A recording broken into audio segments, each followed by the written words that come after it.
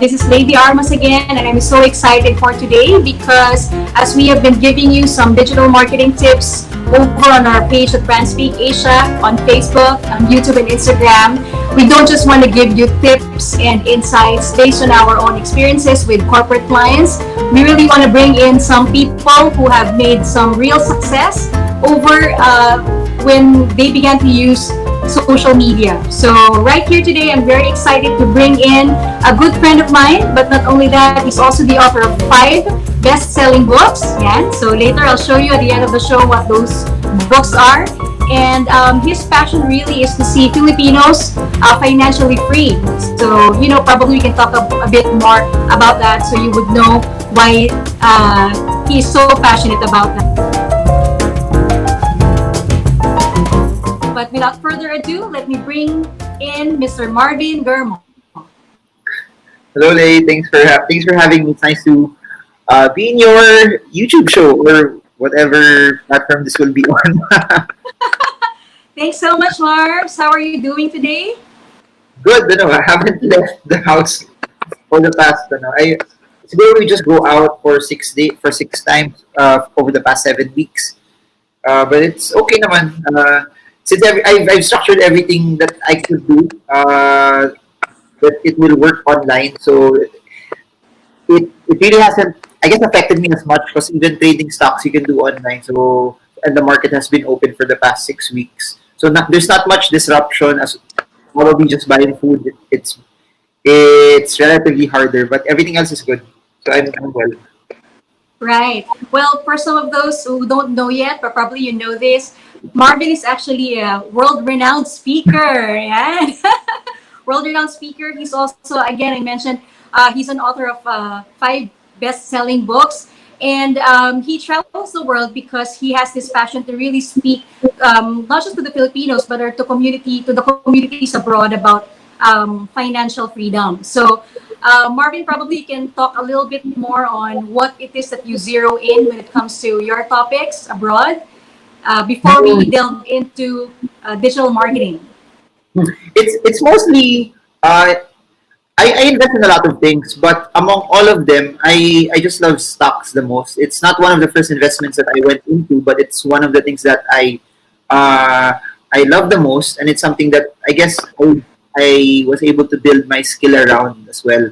So I teach people how they can trade the markets, not just Philippine markets anymore, but even US, Singapore markets, because the skills in trading stocks, regardless of what market you're trading, is generally the same. So it's what we've been doing also for the past years, teaching people how to select stocks, find the perfect time to come in and out, and there. With the eventual goal that they get to use the stock market as an asset class for them to help them make money also over a stretch period of time. Okay, awesome. So also, I want to know, Marvin, no? How long have you been doing this? Like teaching people about the stock market? Uh, Via classroom setting or even informal. Via classroom or like, Uh, since when you started teaching people about this? Kasi when I was starting already, when I started to invest, I was so excited about it that I just wherever I would go, I would share it to people. So informally, I would say 2007, but people started Wow. attending classroom type events, doing events maybe 2011. So nine Oh, okay. years doing it on the public eye, but above and beyond that, on a personal level, been doing it for quite a long time already. Wow. Okay. So, as you all know, also, or maybe for some of you who doesn't know yet, Marvin Germo actually has a YouTube channel, right? And recently, he's actually achieved the silver play button status, right, Marbs? That's so Yeah, exciting. Congratulations. How does it feel? I don't know it. I didn't even receive a notification yet from YouTube. How will they deliver it? I don't know how the silver play button will arrive because of all of the lockdowns that's happening. So it's nice to get it, but it's nicer to uh, I don't know. I just love the process. It's the process of getting to 100,000. That's I think more exciting for me than getting 100,000. Yeah. It's very hard. YouTube is not as easy as what everyone else think Thanks. would say. They would say that you just build as much videos as you want, build content. Content is everything, but it doesn't Right. work that way. Also. Yeah, I want to talk about that, Marv. So specifically for YouTube, when did you start? And what Hmm. were your thoughts when you started? Okay, so when people go to my account, they will see that the account was created 2011. But from Okay. 2011, that when you open a YouTube account, kasi for you to be able to comment, you need to create your own account. So that's why it started when if you look at the timestamp, it would say 2011. But that I wasn't really posting videos yet at that time. Then the history of the channel was I started getting interviews in TV stations, ABS-CBN, GMA7, uh, all of the TV stations. So what I did was the interviews there, I downloaded it and I re-uploaded it on that channel. So that's Wow. why, yes, that's where everything started. Then I'm not sure if you remember this. Around 2016, Facebook started doing Facebook Live. So I did a lot of Facebook Live 2016, 2017. Then what I did also was the live videos on Facebook, I re-uploaded them on YouTube after. But the vlogging just started 2018 when I we had a trip to Iceland. Then I wanted to capture the Northern Lights. So I said, since I'm gonna capture the Northern Lights, I need a nicer camera. Why not buy a camera that will allow me to vlog? So vlogging per se started January 2018. That was most of the videos there were also raw, and then eventually I had to remove all of the videos from all of my TV interviews. I had to delete them because Oh. that's one. I think for those who are starting, that's one. Don't put your TV interviews there anymore because it's copyright. So I had to Mm-hmm. remove 200 plus videos. That's why if you go and look at Wow. the older videos, you won't see that. You won't see that anymore.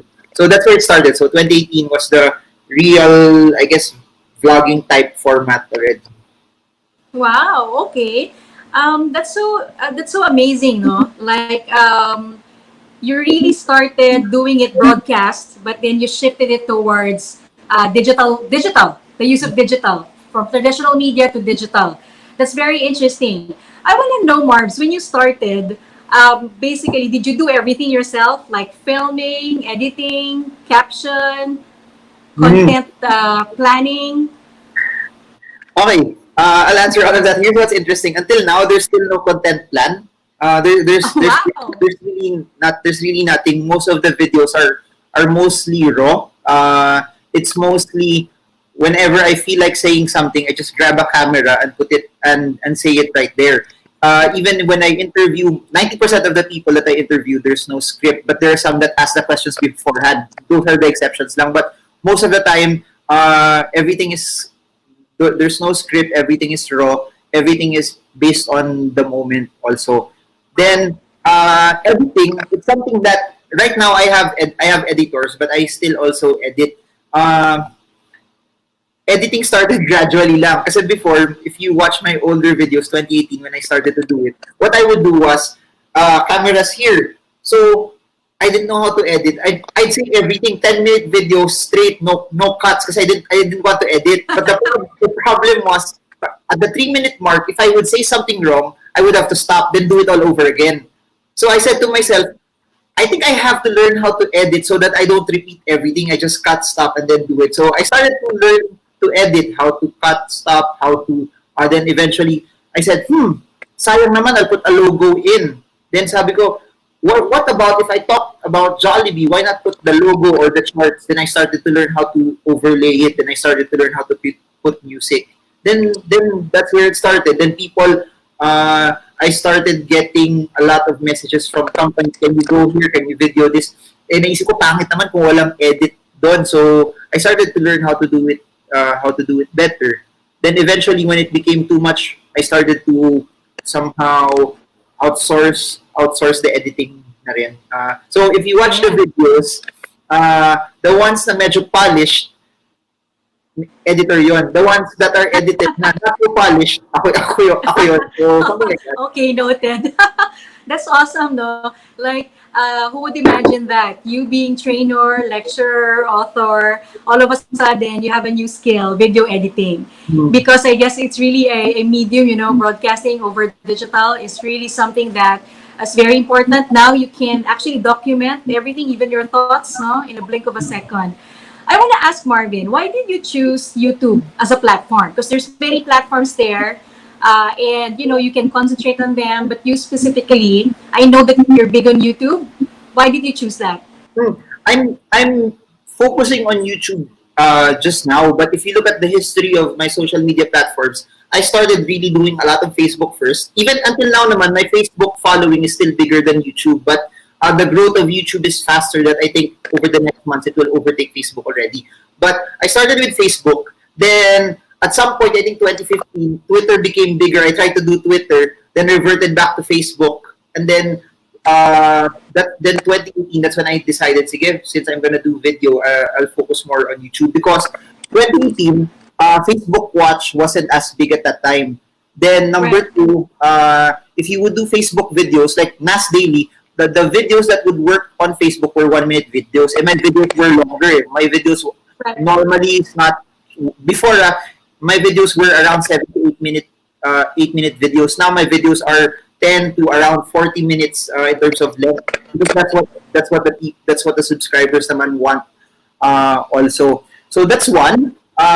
Number two, from a no no, this is me parang analyzing it from a platform perspective.